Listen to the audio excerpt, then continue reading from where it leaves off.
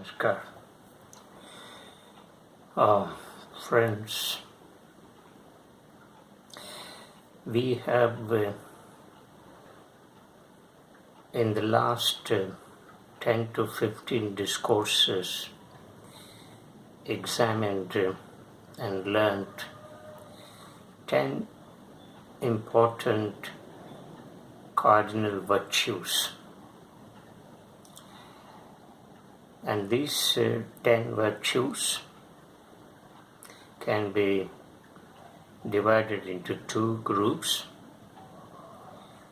The first group consists of 5 cardinal virtues, and the second group the remaining 5 cardinal virtues. To begin with, ahimsa, that is non-killing or non-violence, satya, truth, asteya, non-stealing, aparigraha, non-covetedness, and brahmacharya, not exactly celibacy, but not indulging in too many activities, maintaining moderation in all our actions. That is brahmacharya. These 5 virtues are called as Yama. That is the first limb in the Ashtanga Yoga expounded by Patanjali, the great sage. Now, the other remaining virtues, namely Saucha, that is purity, Santosha, contentment, Tapas includes purification, self-discipline and austerities.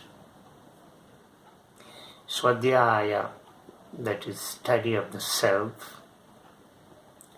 And the last one being Ishvara Pranidhana, that is surrender to the all-powerful, the supreme power. Call it the pure state of consciousness, or conceive this Ishvara in some chosen personal God form. These 5 cardinal virtues constitute Niyama, and this is the second limb in the Ashtanga Yoga, 8-limbed yoga, given by the great sage Patanjali.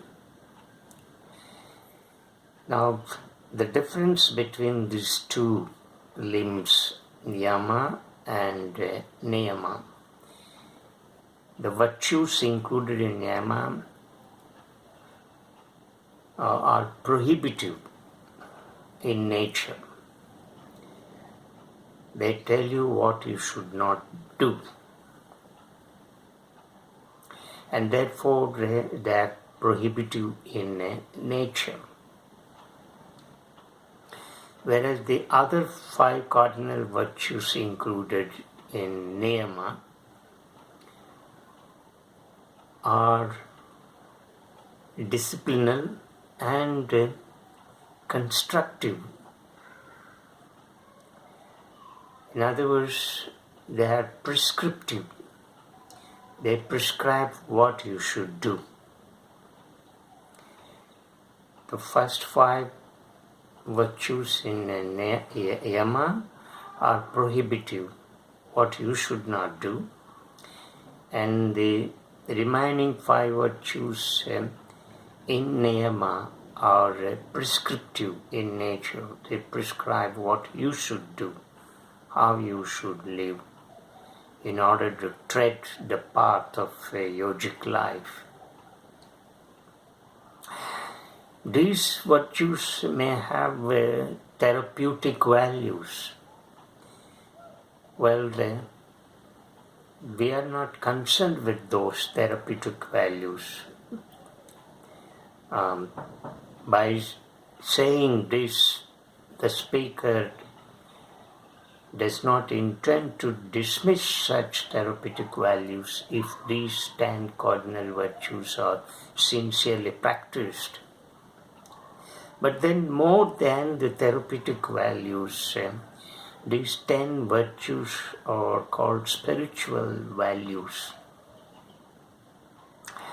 And there is no compromise in these virtues.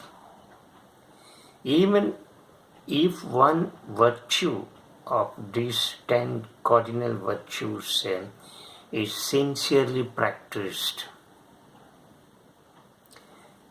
then you will see a great difference in your living, and yoga starts happening in your life. For instance, ahimsa, if you practice this virtue true to its spirit, then you are on the path of yoga, and yoga is truly happening in you. Similarly, satya or asteya or aparigraha, non-covetedness, right? Or brahmacharya.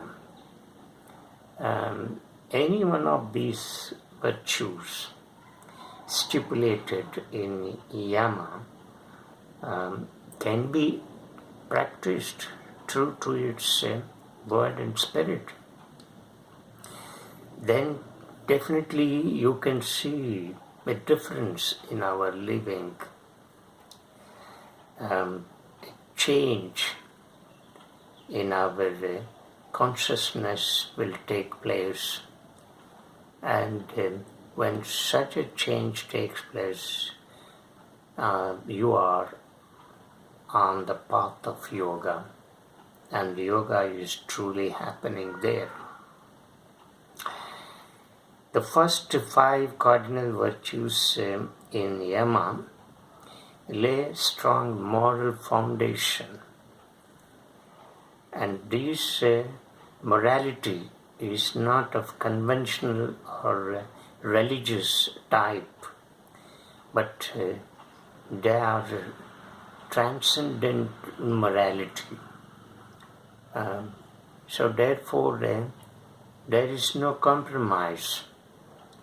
If one wants to attain that state of peace and happiness and order in our living, then one has to tread these virtues.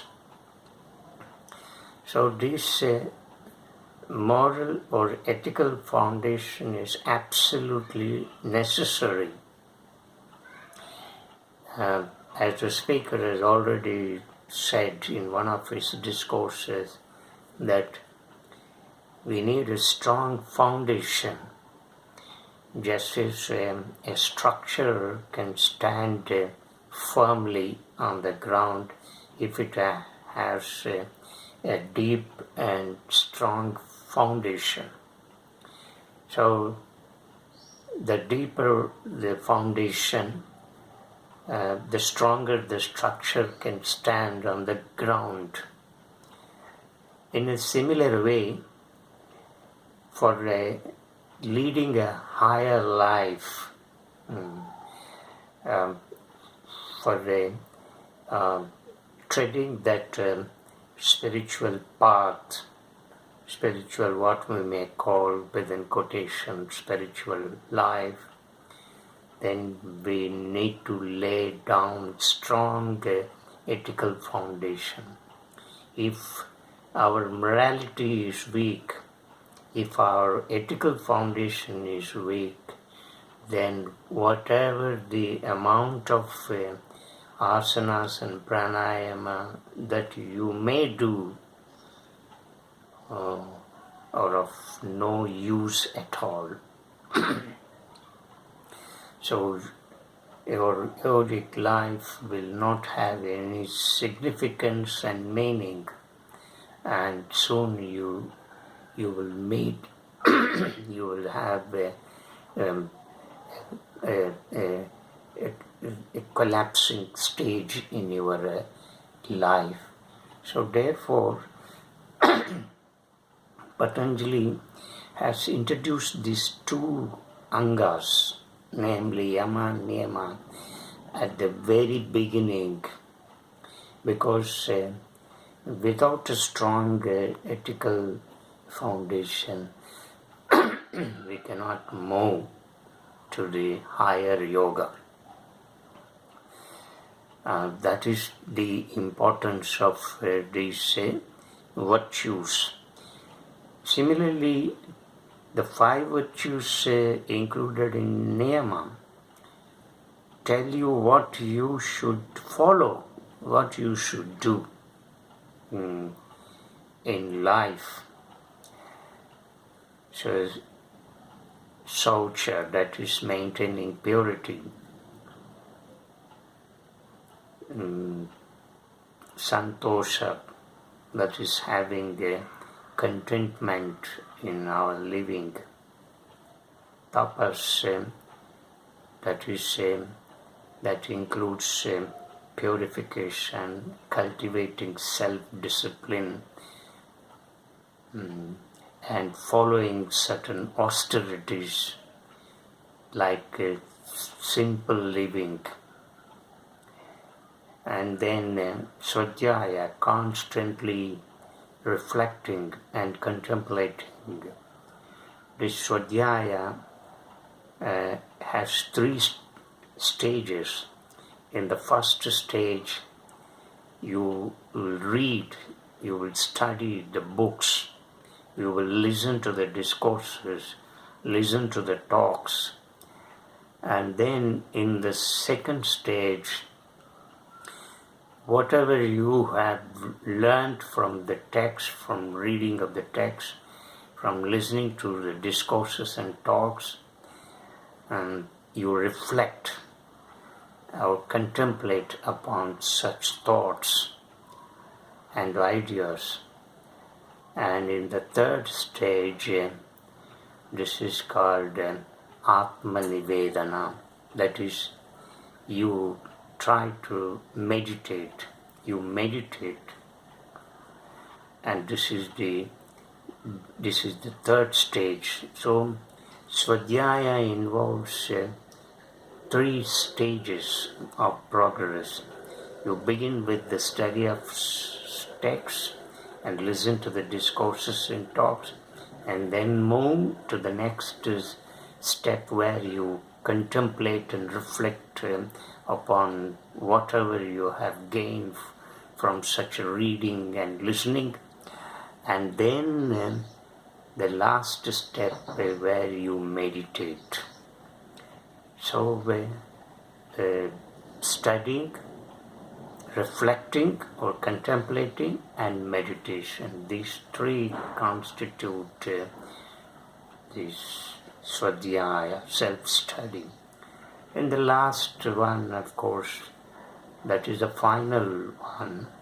If one cannot follow all these 9 virtues in Yama and Niyama, if they find these virtues tough and strenuous, hard to follow, because we all live in this practical world, empirical world, where you cannot truly adhere to these virtues, to that word and spirit. Sometimes we may violate in our practice, in observing these virtues.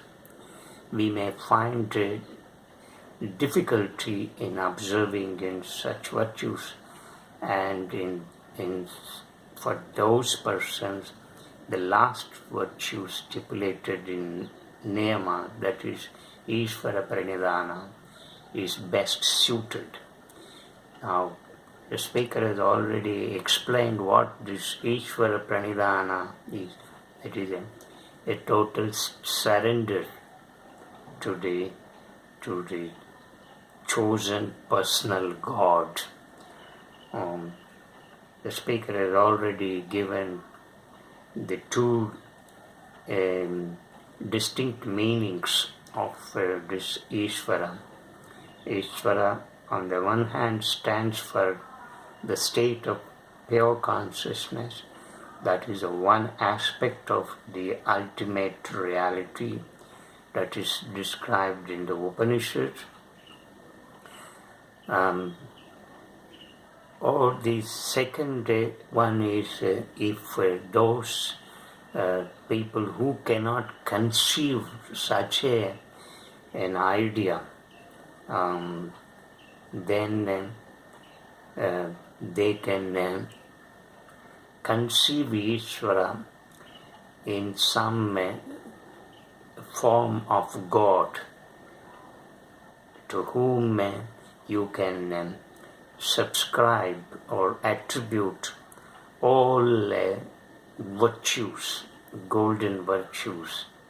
Idealize such a personal God, and then you can offer yourself at the feet of such a supremely conceived personal God. So that surrender must be pure, untainted, and total.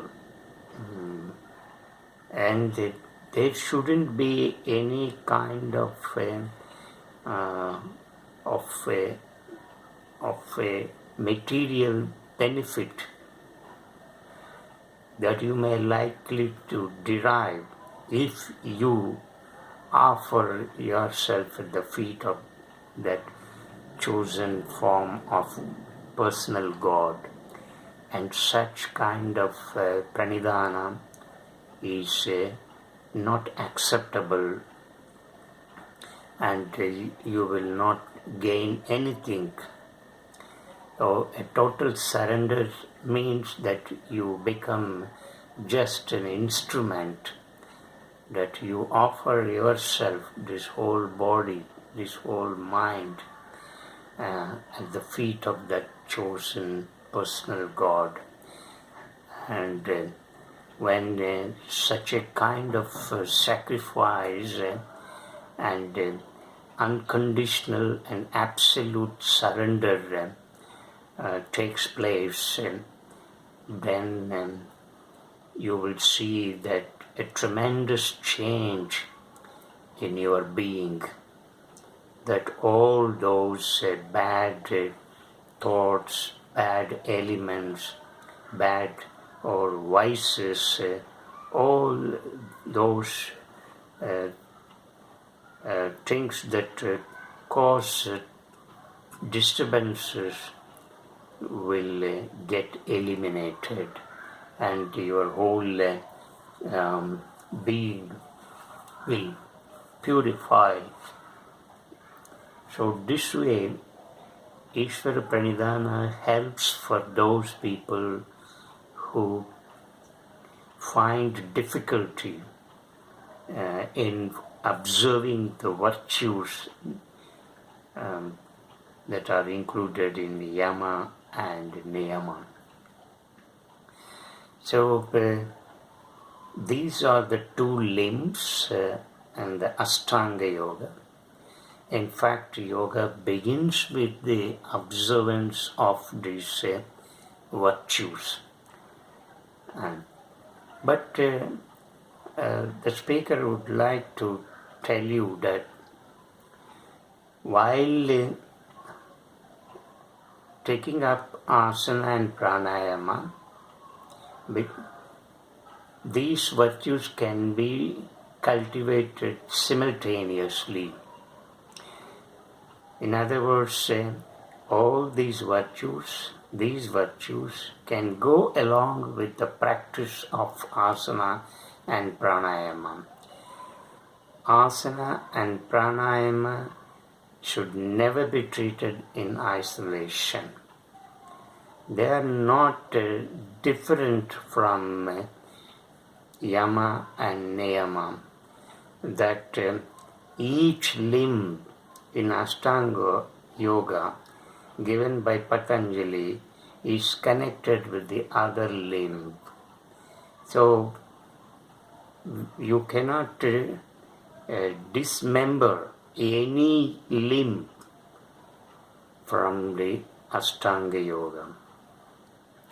So therefore no asana or pranayama should be done in isolation. In isolation, in the sense the speaker wants to tell you that practicing asana and pranayama without observing the virtues in Yama and Niyama is of no use at all. It will not yield any result. So therefore, yoga happens only when asana and pranayama are combined with these virtues. In other words, these virtues should be combined with prana, asana and pranayama. So practicing asana and pranayama with the exclusion of the virtues included in Yama and Niyama is fatal to your body and mind, and you will never evolve in the yogic life. Perhaps you may end up with a physical fitness, exercise, and nothing more than that. So, in fact, the yoga that is in practice throughout the world can be called as fitness exercise, because unfortunately in the West the yoga has been reduced to such a level, but yoga has a different kind of dimension and understanding. So unfortunately the practitioners of yoga neglect these virtues. So such practitioners may develop their body, may build up sound health, but such practitioners cannot progress in yogic life. So therefore the virtues are very essential, because our body and mind are filled with vices. So many thoughts keep coming up in our mind, and they cause tremendous disturbances. So many negative emotions we have cultivated over a period of time, and they too cause tremendous disturbances.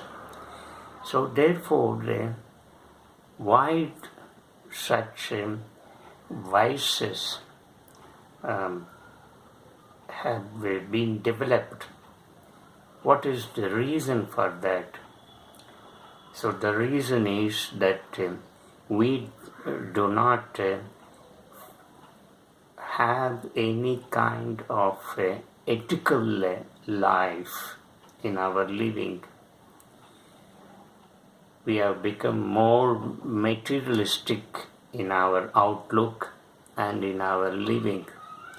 So the more you get wedded to the materialistic way of life, the more you will drift away from these virtues.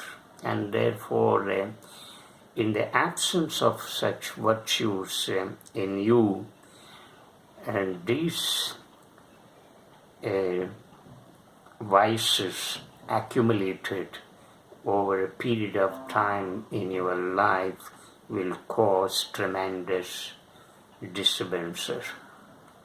As the speaker has already said, every one of you has a personality, and that personality is false and deceptive. It is fake, it is not real. And this personality has emerged out of your own samskaras, vasanas and karmas. And you live in such personality which you have built over a period of time, and you look at the world through that personality.